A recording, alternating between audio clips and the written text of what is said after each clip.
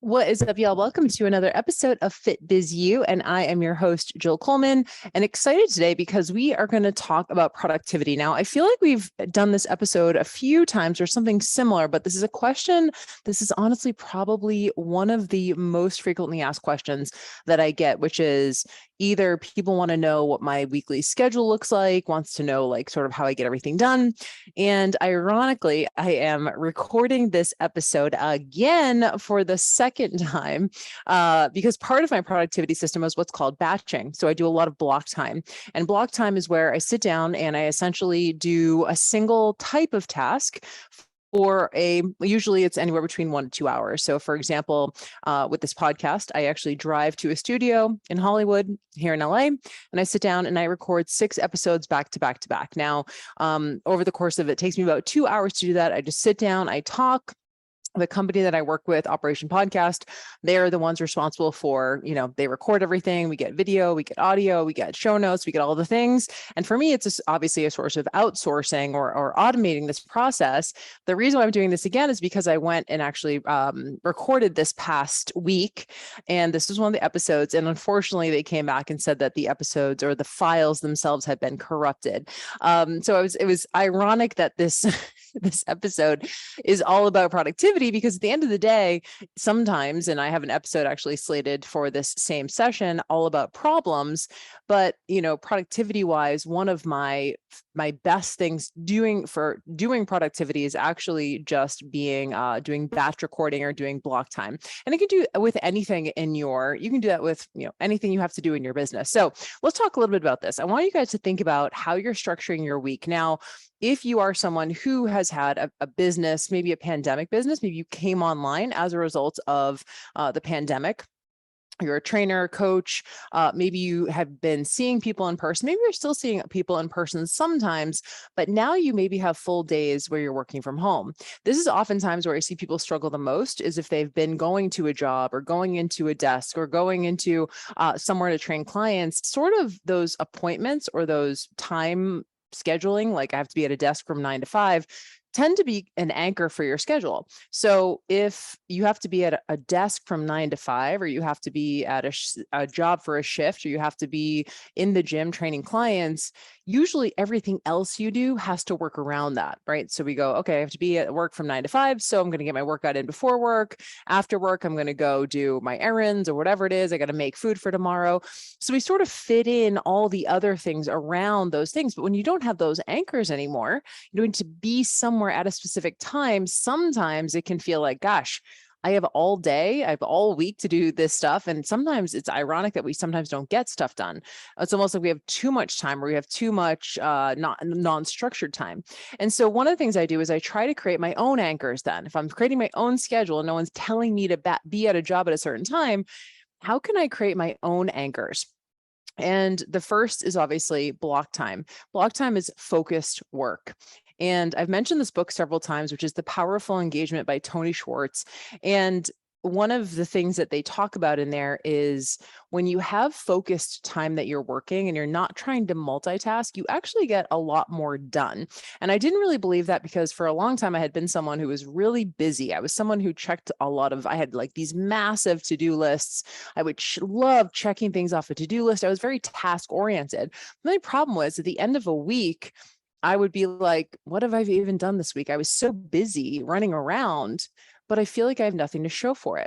Now, what block time does is it says, you don't need to sit at a desk for 8 hours to get something done. In fact, most of you who have worked at a desk job, you probably know we probably work an hour, maybe 2 hours max out of that total 8 hours.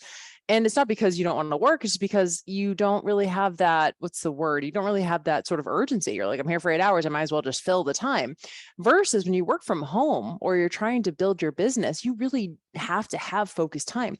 And block time is something that you can set aside in your schedule and say, I'm going to sit down, turn all my notifications off. This is what I do. I turn off on my phone on airplane mode, and I sit down and I get done what I need to do that day. And ironically, and this is so strange how this happens, when you sit down and focus for like an hour, 2 hours, you get so much more done than if you were sitting and like stretching something out, a task out over 8 hours. And the key here is focus.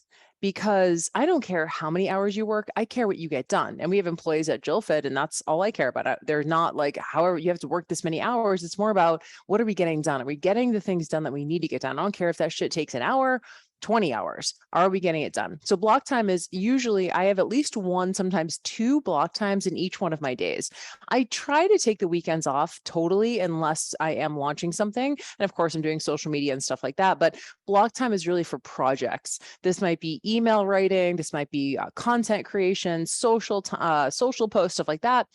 Which brings me to my next point, which is, try your best to limit what we call mode switching. So mode switching is where maybe you have two different types of work. Now, I think sometimes, especially if you have a service-based business like personal training, health coaching, where you're talking to clients in person or on the phone or over Zoom, that's a different way of working. If you've ever been a full-time personal trainer, you could probably do it with your eyes closed, right? You show up, it's one client after the other, and you're sort of in that mode, right? You're teaching, you're educating, you're queuing.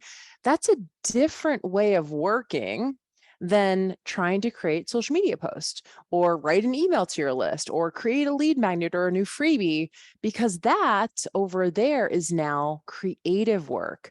And it's not just the time it takes to sit down and write a caption, it's the time that you need around that time.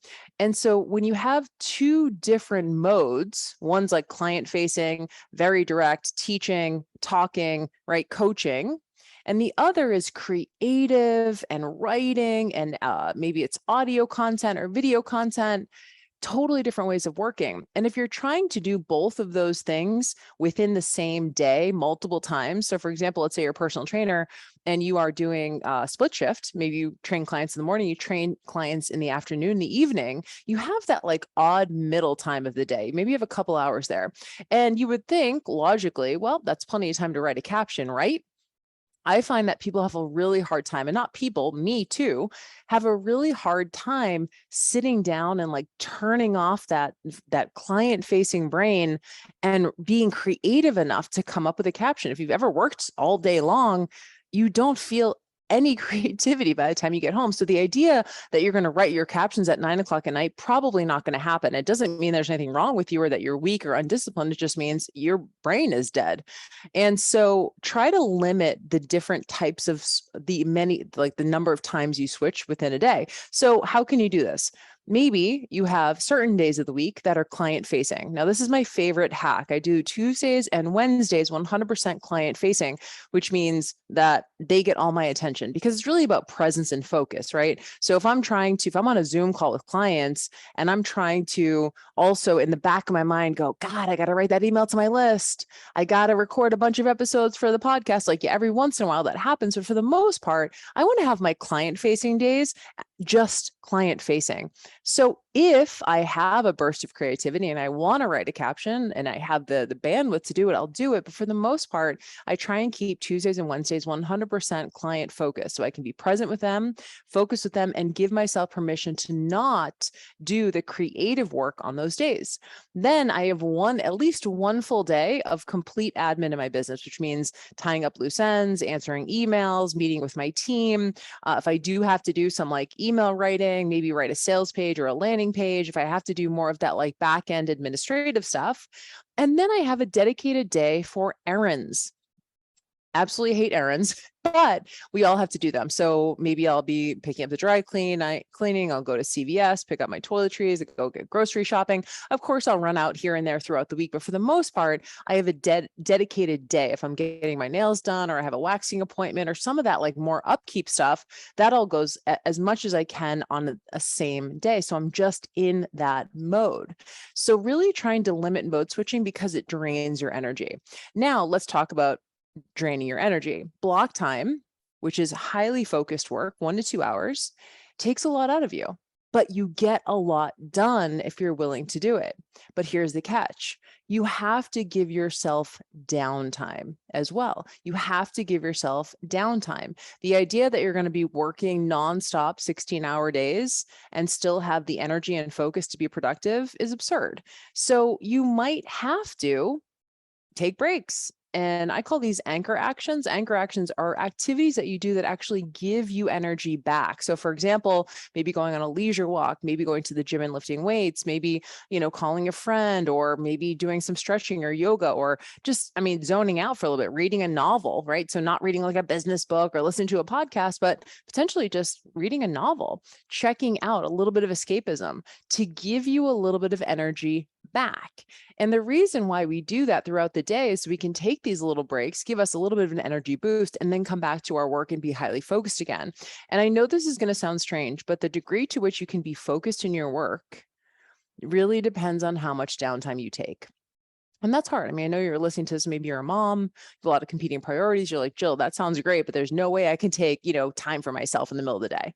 But everyone can find 10 minutes. They've shown in research that even like a 10-minute break, 10-minute leisure walk, 10 minutes of just sitting outside can actually give us an energy boost back. Because energy, when I say energy, I mean mental energy, is finite. This is why willpower drains as we go throughout the day. We have, decision fatigue. We're making all these little decisions all day long. Your brain can't keep up, which is why oftentimes people say, I have the most energy and the most creativity in the morning. Why is that? Because we're fresh off, 8 hours of sleep, hopefully. And so you have to have these things. Anchor actions can be 2, 3 things a day that you do consistently to give you energy back. And these things are non-negotiable, by the way. So mine are, they're going to be individual to you. Mine are, I do at least 30 minutes of weight training, at least 30 minutes of leisure walking, and then I sleep 8 hours a night. Now, there's a million other health behaviors or other things I could do, but for me, those are the biggest dial movers. Yours might be different. Maybe it is taking a yoga class. Maybe it is reading a novel. Maybe it is, calling a friend and having like catching up with a loved one. It's up to you, but you have to take that time so that when you come back to your work, you are more focused, you are more present. And I guarantee you that you're going to get so much more done in such less time. And I remember not believing this when I first read the book, The Powerful Engagement. I was like, there's no friggin' way that this works. And then I tried it and I was like, wow, I am someone who is so much more productive than I ever have been. Now, we don't, and this is really an episode about structuring your week for productivity. We've talked about things like outsourcing before. We've talked about things like finding workarounds, hiring team members, having someone come and help you with the cleaning and cooking and, all that kind of stuff. So it opens up your time to do what you do best, which is show up in your business, right? Be that creator, be that coach, be that person who no one else can do your job, but someone else can clean your house and someone else can order your meals. You can Amazon Prime that shit, right? You have other things in your life that can be taken care of or just go undone, frankly. But you need the energy to show up in your zone of genius, because if you can't leverage your time to be the one in front leading the charge in your business, who else is going to? And so you need to make sure that you're protecting your energy if possible. Now, the last thing I'll leave you with, and this is definitely something that I do, is I have sort of 3 buckets of tasks. So every month I have sort of a theme, like what are we working on this month? Right now it's August. We are getting ready for the FBA launch, which is happening in September. And so for me, I'm all business in my head, right? So I know we have a team, we have a list of things that we need to check off that need to get done before the launch. And so for me, I look at my task and I say, okay, what are my daily tasks? What do I need to get done every day? So for you, maybe this is I post on social media. Maybe this is, I check in with my clients in a Facebook group potentially. Maybe it is I answer emails. Maybe those are your 3, max 3, by the way, daily tasks. Now, of course, there's a million things: brush my teeth, eat food, cook food, whatever it is, but maybe those aren't. Maybe those don't go on this list. Maybe those are just like regular things that you're doing. So business-wise, what are the 3 things that you can use to call this day successful? And again, most of us have a to-do list of like 20 things. That's not a to-do list. I love Jim Collins' quote. He says, if you have more than 3 priorities, you have none. And I really love that. So daily tasks, if you have the bandwidth to do more, awesome. But allow yourself to feel successful by just doing 3 things a day. The second bucket is weekly tasks. And weekly tasks are things that just need to get done every week. So maybe this is email your list, maybe send a broadcast to your list. Maybe that's a thing. Maybe you do an Instagram live or a Facebook live, once a week in your group or on Instagram. And then maybe, I don't know, I'm trying to think of what other thing could be like a weekly tasks. Maybe you should check in with your clients once a week. Maybe they have a weekly check-in or some kind of something like that. So what are your weekly tasks? What are the things that need to get done each week and that you can just check the box? And lastly, the last bucket is monthly tasks. Monthly tasks are going to tend to be big projects. So this is like, writing your sales page or creating your course or writing your landing page or writing the marketing copy for your emails for your launch, right? These are going to be monthly tasks. Now, typically, my monthly tasks are big projects.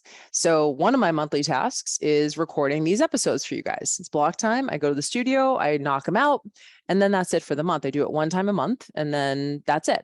So it's a way for me to protect my energy because I'm not having to think about this podcast all month long. I go and record all of the episodes and then it's done for the month. That would be a monthly task for me. I do a photo shoot every single month with my photographer, and we do branding shoot, and that's once a month. And if I do have something like, for example, right now we're redoing the entire FBA curriculum, we're rebranding, increasing the production value and redoing the curriculum. The last time we did it was a couple of years ago. And so that's a big, huge monthly task for me. So I'm probably going to dedicate like a whole Saturday or a whole Sunday or a whole weekend to something that's going to be a monthly task. So look at what are your big downloaders. Resist the temptation to try to do all of it. Again, if you have the bandwidth, awesome, go for it. But for the most part, for us mere mortals, because I want to feel successful, 3 daily tasks, max, 3 weekly tasks, max, and then 3 monthly tasks max. And typically those monthly tasks are going to be like a big project, depending on where you are within your business. So hopefully that makes sense to you guys. Hopefully this is helpful. I've been asked to talk about this quite a bit. Maybe I'll do another episode where I kind of walk you guys through my exact weekly routine. But for the most part, these things help me a lot. And we've definitely done other episodes on productivity. So if you need to go to Google and then Google FitBizU productivity, and some other episodes will also show up. But with that being said, we are in business mode. So if you are here, chances are obviously you are interested in business. And we do have the FBA launch coming up. FBA stands for Fitness Business Accelerator. And it's my signature beginner to online business course. We've run it several times now. We've had a lot of people go through it. It's amazing course. And it's definitely the starting place. So if you are like, cool, I love these episodes, Jill, now I just need someone to help me do all this shit and do it in the right order, FBA is definitely going to be your answer. So if you are interested, you don't have to sign up, obviously, but there's no obligation. But if you want to get early details and an exclusive bonus, make sure your name is on the FBA waitlist. Go to jillfitfree.com/FBA-waitlist. So that's jillfitfree.com/FBA-waitlist, and you'll get early details. And we're opening our waitlist actually at the end of this month. And then FBA will begin in the beginning of October. So I'm happy to answer any questions you guys have. Hit me up in the DMs at JillFit at FitBizU, and we'll see you on the next episode. Bye, guys.